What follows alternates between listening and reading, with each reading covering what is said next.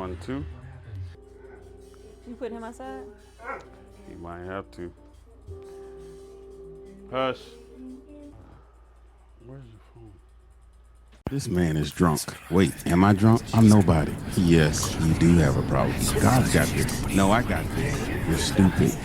You're dumb. I'm a father. I'm a husband. I'm a son. I'm a leader. I am Marcus J. Scott.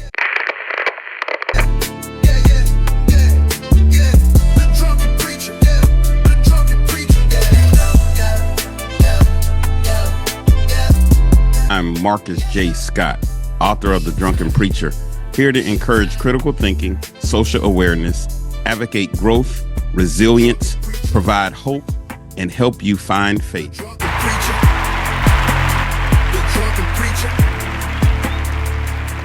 Welcome to another episode of the Drunken Preacher Podcast. I'm Marcus J. Scott, and I have my beautiful, beautiful wife here with me today. We decided to do some behind-the-scenes type of recording in-house, and so we're in one of our dens in the house and just decided to sit down and have a talk. Since I've been talking with everybody else, I felt like, why don't we get it straight from the horse's mouth? One who had to kind of deal with me and some of my shenanigans when I was going through the struggle. So we're gonna hop right into it. First of all, how are you feeling today? I'm good. I'm good. A little tired, but I'm good. Tired. Yeah, Yes, we had tired. quite a bit of a weekend, huh? Yes. Yes. Yeah. But I am. The champ is here.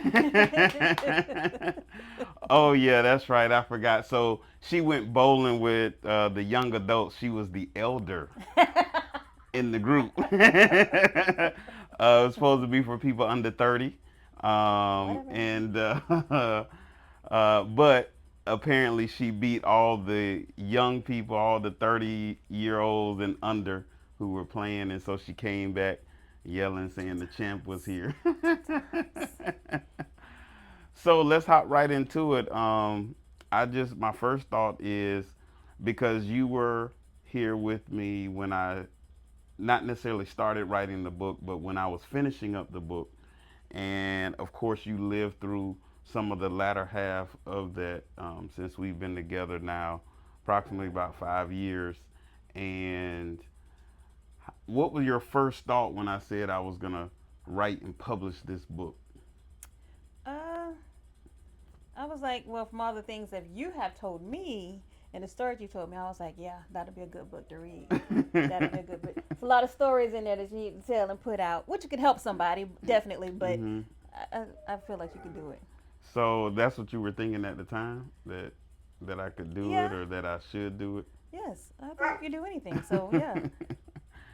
So as I was going through that process, so let's take a moment and just back up.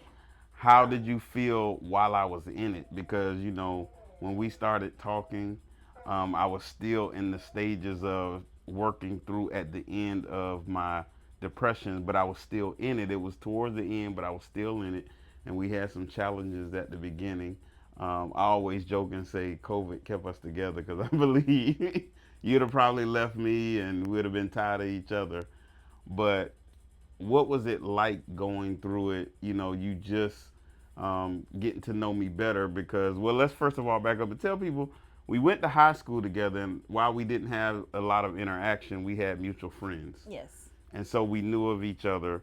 But when we started talking, how was it when we started talking and you're like, whoa, this guy has some issues?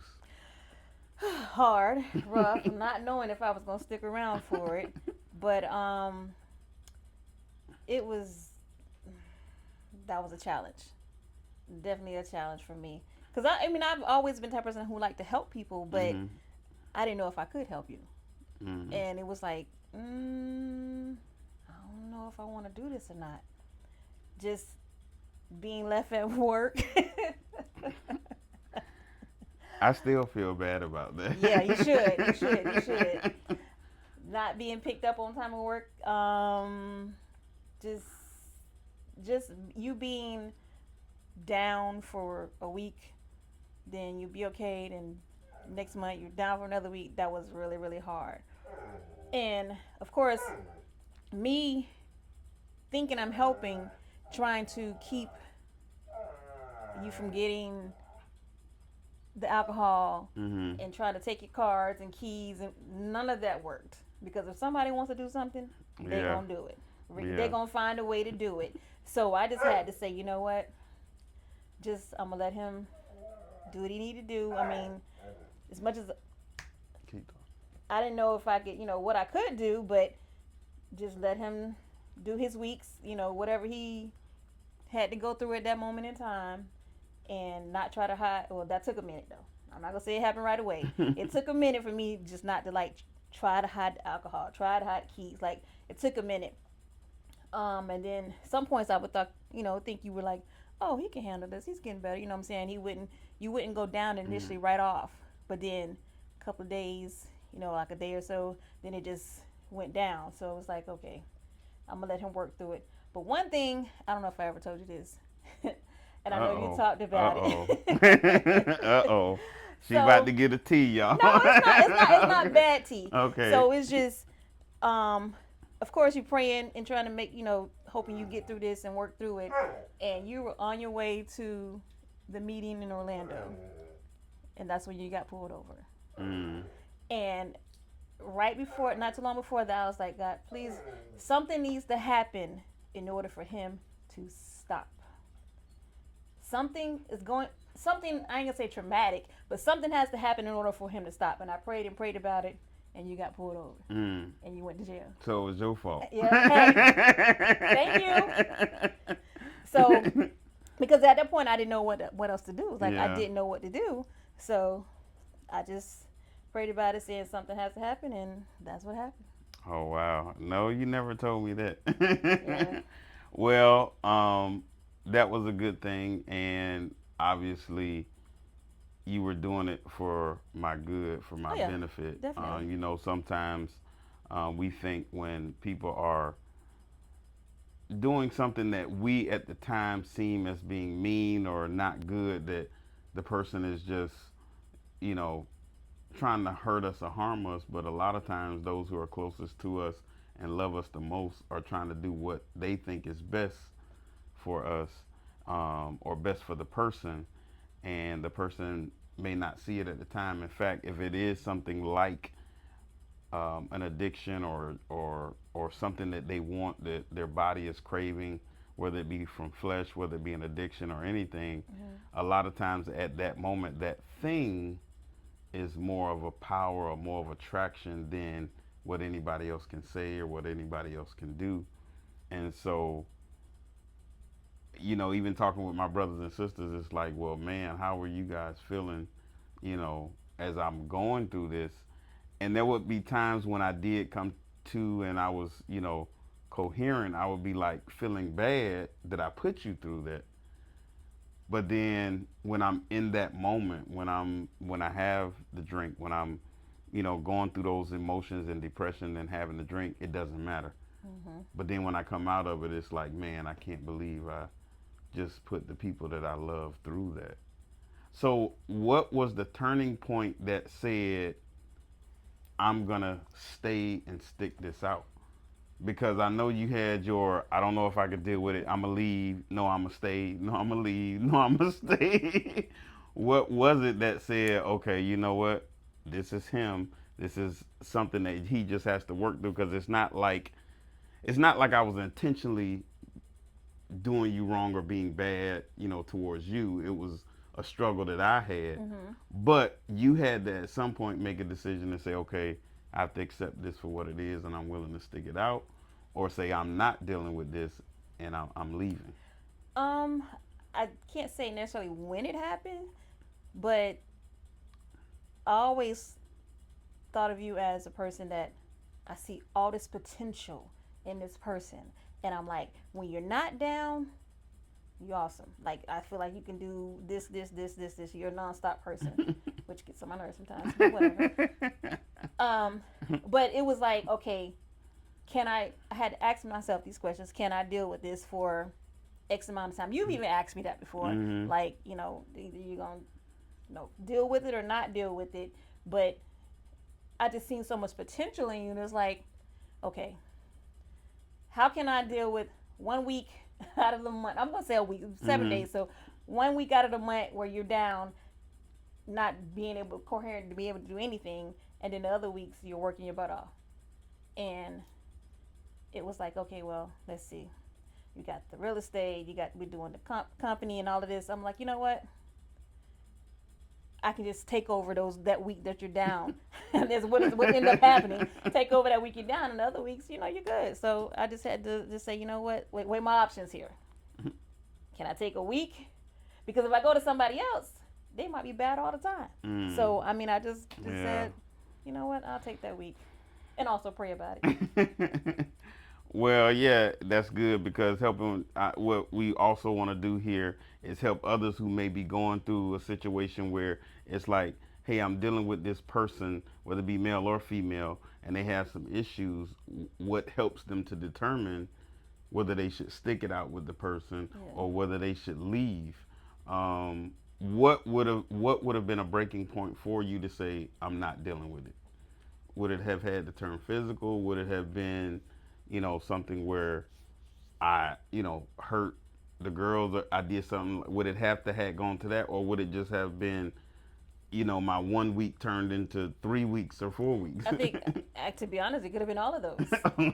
If it would have been with my girls, that's a no. Or if it would have been you, now you're 3 weeks bad and 1 week good. I don't know. And I'm like, what are you here for? That'd be my like. You're not here for me because like Yeah. I would have been the lonely person, so it would have been like, okay, no. Um, Physical, I ain't worried about that one so much. So, but yeah, that though all of those I'm not a physical guy. I know that, but I'm a fighter. I fight back. So hey, but no. So it's like any of those would have been a no for me. Mm, It would have been a breaking point. Like, no, I'm done mm. because I'm gonna take you being down and being physical. Oh no, you being gone 3 weeks. I mean, out of it 3 weeks, and then what? No, we can have Yeah. been. We can have been that. No. So let me ask you on the other side. So since I went through the last incident with the DUI charge, and then coming out of that, and then slowly coming to where I am now. Of course, not at the beginning of where I am now, but when I started to say, okay, I got to do better. I'm going through this, and I'm coming out of it fully. And 1 week turns to 4 weeks, and 4 weeks turns to 10 weeks, and 10 weeks turns to, 12 weeks. What was that transition like? Well, I was happy. I was like, oh, he's back. Like, I'm not gonna say. Well, I'll say back because initially I didn't know about Mm-hmm. the issue. I didn't know about it. So, um, it was more calming in the house. I guess you want to say. I didn't like. Well, I take that back. At first, I'm like, okay, when is it gonna happen? Like, is he gonna go back down again? But then I started thinking about like all the stuff you're going through with the probation and all the Mm-hmm. other stuff and having to take the class. I'm like, oh yeah, he ain't doing that. He good. Now after the fact, when it's over with, are we gonna go back to that? I didn't know. I was praying didn't happen, but he's done so much in between there, so much work. It's like, okay, I don't think you're going back. Mm. So no, but at first it was like you gotta like do a jump. Like, A is he double good? dutch. Like, is he good? Is he not? Is he good? Like, is he gonna go back? But no, it was good. Oh, okay. So now that we've been on this path now, and I talk to you about this all the time. So now that you have seen me, I guess over the past 2 years now, without the drinking and really being focused, Mhm. I move a lot, Mhm. fast, and I'm always ambition trying to get to the next thing. And so even if I accomplish something, it's like, okay, what's next? Okay, what's next? So how has that been? Because over the last 2 years, that's kind of been the first time that you've seen me like, okay, this guy like he chasing it, like Mhm. he's always getting it. So how is it now going from okay, I was dealing with that, but now like I almost can't hold him down or slow him down because he wants to, you know, do all these things? one thing after the next. Um, I think. I mean, it's fine for me. I like to move, so it's not Hmm. that part. As far as the moving parts of it is fine. Now, I will say, and I'll be honest about it. Do I get all the time that I want out of you? No, I'm but sorry. oh, whatever. No, you're not. It's a whole story. However, I mean, I think it's good because it's keeping you focused. It's not you're not backsliding Hmm. because you got so much ahead of you that you're seeing that you want to do and need to do Hmm. that I can't be mad at that. Like Hmm. keep doing what you got to do because I always said you always had the potential to do all this stuff that you want to do and get us to the next level. Then go ahead, go for it. Hmm. Okay. So let me ask you this. So now let's reverse this. What have been some of, whether it's in your long past or most recent past, what have been some of the internal struggles that you've had that um, that you can share that you might have been dealing with? Like I was dealing with my depression and the drinking. What's something in the past that you've dealt with internally? You may not have shared it. You might have been struggling with it, and I mean it could be anything. Mm. Whether it was being a single mom, whether it was, am I ever gonna get married? Because you've never been married. I've Well, been that was married. one thing. That yeah, that You could have been know. one of them. Like definitely, I guess I'm not gonna say. Well, I guess it was a thought, not necessarily a struggle, but a thought. Like, will I ever get married? I don't know because I'm not gonna say I'm picky. I've always had long-term relationships, Mhm. but never one to go to oh we're engaged or anything like that because I mean I can deal with you for so long, but when I'm done. Like I can just cut it off. Like I'm done once I get to that point. So uh, that was one. I didn't think I would ever get married, Mhm. but because I had got to the point where I was just content. Like okay, it is what it is. Like I got my house, the girls here. I'm good. Mhm. I was good. Okay. So you're saying you've never had any serious internal struggles, and before we move on, that's our dog in the back. He keeps whining and barking. I think he wants to get in the show, but we're gonna just keep him where he is so that we can continue to talk. Because he Uh, won't sit still. so you've never had any real internal struggle, something that was bothering you, something that maybe you didn't tell anybody or didn't want to share, or it was just like really, really like frustrating for you, and something that it was just you. Not that I can really recall. I really don't. So you're just a happy-go-lucky person. I Nothing. try, and I try to be that way at all times. I do. I really don't let a lot of things bother me. Mhm. But I mean, I can't really think of any right off the top of my head though. See, that's Mhm. something I'm not. I'm the type of person you gotta sort of pull it out of me, like maybe think, oh, okay, yeah, that was one. Yeah, no, but see, I don't. Mhm. I try to hear and gone, so I don't try to focus So on it. no friendships that went bad and you wondered why. No relationships that you had that just kind of made you like almost go crazy, or not maybe getting a certain job and feeling down about yourself, or any of those things. Job, no. Um, what you know something I don't know? No, no, I'm just asking. We Okay, talking. a job, no. Relationship, no. And what was the other one? Friendship, Yeah. friendship, no. Hmm. Okay. I let it go. I'm like, hey, it is what it is at some points. Well, let me ask you this. So since we've been together and we've been doing pretty well, how has it been from your, I'll say previous life, but pre Marcus? Like before me, you had this life where you were on the go. You didn't really go to church as much. When I was Uh, younger, I did. No, yeah, yeah, younger. I'm yeah. saying before No, me, before you you know. didn't go to church as much. You weren't in the church, but you were doing your thing and just enjoying life. But when it came that we got together, I, I was I independent. I was very independent before you. mhm, Um, didn't depend on anybody really, but myself. You know, of course, family. You know, they're always mhm. there, but did everything by myself. Didn't think about no man. Being there and have to do anything, pay my bills or anything.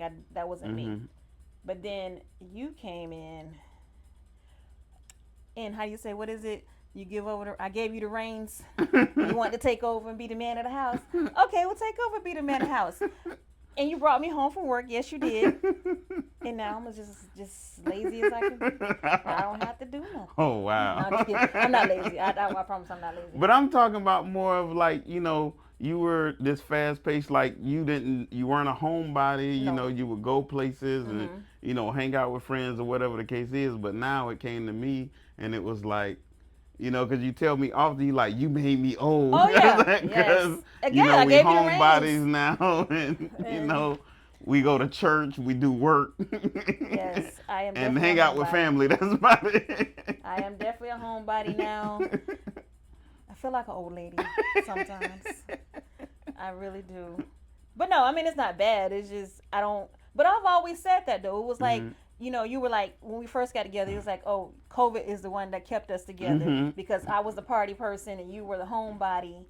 And for me, I've always said if I had somebody who that I connected with, that I was there with, I don't mind. I mean, it's not that I wanted to go out and hang out. It's just I had nothing else to do. Mhm. So it's like instead of being home, definitely not potentially finding anybody because I'm staying home all the time. Like I just went out and had. I love to dance, so that was something I always did, and just go out and enjoy myself. But you came around, and it was long as I had something to do because of course I'm still a go person. I can't sit home every day all Mhm. day like that's just not me anyway. But long as I had something to do, it didn't have to be the club. It didn't have to be a party. Mhm. It was keep me busy. If I used to dance in the house by myself or whatever. Mhm. You came in, oh we could dance in the house. Perfect. Oh I can cook. Perfect. Like why not? Like it was somebody that kept my attention and kept my time. I was good. Mhm. So you were talking about COVID kept us together. No, I've said that from the beginning. I don't have to go out to the club and to the parties or whatever. Keep my attention, keep it fun, and I'm good. So I've kept it fun. I had to keep him fun. Because initially, yes, you wanted to do all the dancing and cooking and whatever cooking. Now, Marcus, Marcus, Marcus, I had to call you 20 times before you answer me. Really? You know, I've been telling you ignore me totally, but that's fine. That's so not true. That is so This is true. probably because you calling me while I'm working or I'm focused in on something. Well, what do you do when somebody's always working? Okay, I'm sorry. Yeah, This is sure. not a marriage session. It is. I'm putting it out there. You wanted to talk about it. We finna talk about it. We finna talk about it. Okay, well then I have to do better then. I have to Yes, you do do. better. Y'all heard it. He said he has to do better. Now I'm gonna come back and let you know if he did it or not. No, I'm just saying. So, so, lately, um, some of the struggles that I've been seeing, whether it be, um, with my family, your family, some of my siblings, and even distant family, um, how do you feel about between parenting and this next generation of kids? There's been a huge struggle, seems like in a generational shift. And so I believe we're both Generation X and this generation that's coming up. So, of course, our kids are all technically adults. And by the way, we have 6 grandkids total. We just had one the other day, brand newborn, made 6 grandkids. So, yes, we are grandparents. Um, Gigi, I'm just fucking around. I'm not a grandparent. but this thing where our children, and how they are and how we communicate with them, it seems like there's just been this struggle in between the generations. And we've been seeing it not just with us, not just with our close families, but it seems like every time, even whether it be social media, whether it's on TV, this thing where it's just a difference. And so, how do you see it, and what do you think would help to bridge the gap or change that? Entitlement. These kids, well, I'm calling them kids, young adults, kids, it's entitlement. They think they have, you can just, they can do what they want, when they want, get what they want, and Mm-hmm. that's just it. I can live with you, I ain't got to pay no bills. I mean, of course, like we did, when we were Mm-hmm. younger, of course, we probably stayed with our parents until 19, 20, 21, whenever, and didn't have to pay any bills. But for me, my belief is the bills were lower. Mm-hmm. Times have definitely changed right now. So Mm-hmm. light bill about $500. Like everything is so much more that they're working and they don't want to give you anything. Mm-hmm. Like they don't want to pay for themselves. Period. Mm-hmm. Well, mine, she knows she better do it. However, but it's like they just, I don't know. It's definitely entitlement. I feel like we gave them so much so they wouldn't have to go through some of the things that we had to go through, Mm-hmm. but it's hindered them. Mm-hmm. Definitely hindered them. Hindered it's a definite hindrance when we Mm-hmm. do that. So you have to sort of make them like, I mean, you got to tell them no. Yeah. No. No, Yeah. no, no. Figure it out. Do it on your own. However, Yeah, so I look at it like kind of like even in my situation with the depression or the struggle or the drinking, it's like sometimes you have to show them the tough love. Sometimes you have to say no, not this time, or no, you're gonna have to figure it out on your own. Because if we keep enabling them by saving them all the time, it seems like it gets worse and worse. yeah. And so there are times when I felt like, well, man, I probably have a hand in how they perceive things. When I say perceive things, I mean even perceiving how the world operates or how the world works. Because apparently they just think, we all got money, or as my dad would say, money grow on trees, because they spend, spend, spend. And for them, I know most, it's like they want to spend the money on what they want and then ask us for the things that they need. Yes. Yeah. That's true. And so, has that been a challenge for you Um. to like say no? Let me Oh, I clarify was to like, yeah yeah. to like, because it's like we always want to help our kids, and I know for me sometimes that's a struggle. Sometimes I want to just rush to the aid, but then it's like, man, I need to help them to grow up, and so I have to say no. If I don't say no, then they won't get it. It won't click. They won't grow up. Yeah, but I'm with them these days. It's like you can still tell them no, and it's like it don't help because it is a struggle to tell your child no. Mhm. It definitely is, especially if that's not something you've always done. Mhm. Like it's just even though they're young adults right now, it's hard to still tell them no, but you have to. Like mine with this picking up and dropping off and Like the Uber, like you the Uber. yes, and then I want to give you And not a nothing but no paid Uber either. exactly gas costs. So yeah, it's a struggle, but they just have to figure it out. I mean, you have to sort of, I guess, show them that tough love. Like I'm getting to that point to where it's Mhm. got to be the tough love. It has to be the tough love because you're not gonna run me ragged. And if I want to go somewhere and do something, then I gotta stop what I'm doing to go pick you up. Oh no, you're not doing that no more. So before we get out of here, I want to ask you, what was one thing in the book that either surprised you or kind of made you pause for a minute? Um, I mean, really, the whole thing is just how open you've been about it lately. I'm like, I was shocked at.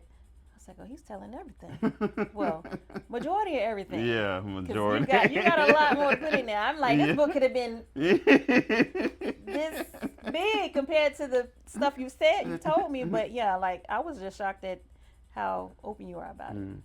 So does that make you, or does it affect you at all as far as like on two fronts. One, people knowing all this stuff about me, or two, does it help you to say, well, if he can be open, I can be open? It doesn't. I mean, I think it's a good thing because Mm-hmm. most people, especially with dealing with us, that people try to hide everything. Mm-hmm. We already know, especially if you're an adult, you know a lot of stuff that go on anyway. So trying to hide it is not helping anybody, Yeah. nor is it helping you. So you just, I mean, putting it out there lets people know that they can be vulnerable to some things. To put the information out there. I'm not trying to judge you because Mm-hmm. I don't know what you don't know what I've done, Mm-hmm. and I know I may have done some things that you don't know about or I'm not putting out there. So it makes me feel much, easier. It makes it feel easier for me to put mine out there. Like, okay, Mm-hmm. well, he got all this stuff on him, so like I can sort of put mine out there. Not that I really care about you judging me anyway, but because I've always felt like that. But Yeah. it's like it just makes it easier to talk about some things that people may have going on. Yeah. Yeah. And that's one thing that I have learned, that um, me putting it out there kind of allows people to say, wow, if he went through this and he's putting it out there, Mm-hmm. that they think about the things and they could overcome whatever, they may be thinking about or going through, and maybe they can share and help somebody else. Because one of the biggest things that has is done for me is it has helped me see that my story can help somebody else. Mm-hmm. And so that's been the biggest thing for me. That's been the biggest gratification that I've gotten, is that I have actually already helped a lot of other people who have actually read the book and read my story, and who have called me up or sent me a message and said, "Wow, I can't believe, I mean, this is, was a really good story. It really helped me." And it has been even people that I didn't even think. And I was just gonna say, I was saying, I'm like, it makes it easier. And I guess think the training we went to yesterday, the mental health one at the Oh church or yes, whatever. yes, And I yeah, think about that. I was thinking about it, I'm like, it's hard for people to talk to people in your community or somebody you don't know. But if you read someone's story, it makes it, even if I may not know you, mhm, it makes it for me easier for me to come talk to you or try to get in contact with you and yeah, talk to you because I know you've been through something. mhm, And if I don't want to really go talk to somebody, I don't know what you done been through. yeah, So it's yeah. like I know this person can That's sort of good. relate to me. So it's like, okay, it makes it easy to talk to somebody. Yeah, that's good. Well, I love you, honey. I love you too. And thank you for sticking it out with me. You're welcome. Because the champ is here. Well, that's our time for today. We appreciate you joining us. Tune in next week. We will have another special guest on next week. And we got some special guests coming up in the future. We appreciate you. Make sure you share, subscribe, and like the channel, Marcus J. Scott 4040, Marcus J. Scott 4040. And share it with your friends, share it with a neighbor, share it with a colleague. And don't forget, you can still purchase the book anywhere books are sold, and also at marcusjscott.com. And so that's our time for today. Love, my honey. And as we always say, have a heart of gratitude and the strength to keep moving forward. God bless you. It's your time. Yeah. Yeah, yeah. Yeah. Yeah. Yeah, yeah. Yeah. Yeah. The drunken preacher. Yeah. The drunken preacher. Yeah. Yeah. Yeah. Yeah. Yeah. Yeah, yeah. It's your time. It's your time. The drunken preacher. The drunken preacher. The drunken preacher. The drunken preacher. The drunken preacher.